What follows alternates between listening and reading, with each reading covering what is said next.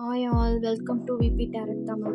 இன்னைக்கு யூனிவர்ஸ் மெசேஜில் ரிலேஷன்ஷிப்போட current feelings தான் பார்க்க போகிறோம். அதுக்கு நீங்கள் சூஸ் பண்ண வேண்டியது ஃபைல் 1 அண்ட் ஃபைல் 2.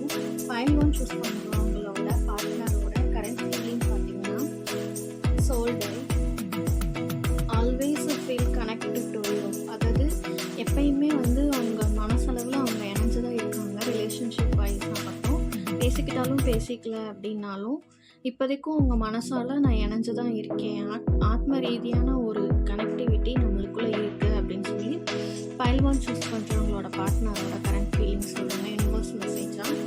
அடுத்து ஃபைல் 2 சூஸ் பண்ணுறவங்களுக்கு யூனிவர்ஸ் மெசேஜ் உங்கள் பார்ட்னரோட கரண்ட் ஃபீலிங் பார்த்தீங்கன்னா ஹோப். ஓகேங்களா? அதாவது எப்போ உங்களோட ஹோப்பை நான் உடைக்க விரும்பலை, உங்களோட நம்பிக்கையை உடைக்க விரும்பலை.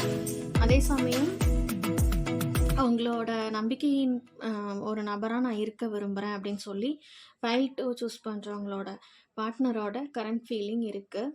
ஓகேங்களா? இதுதான் யூனிவர்ஸ் ஃபைல் 2 சூஸ் பண்ணுறவங்களுக்கான யூனிவர்ஸ் மெசேஜ். நம்ம சேனல் விபி டேரட் தமிழ் பிடிச்சிருந்துச்சுன்னா சப்ஸ்கிரைப் பண்ணுங்கள், லைக் பண்ணுங்கள், ஷேர் பண்ணுங்கள். தேங்க்யூ.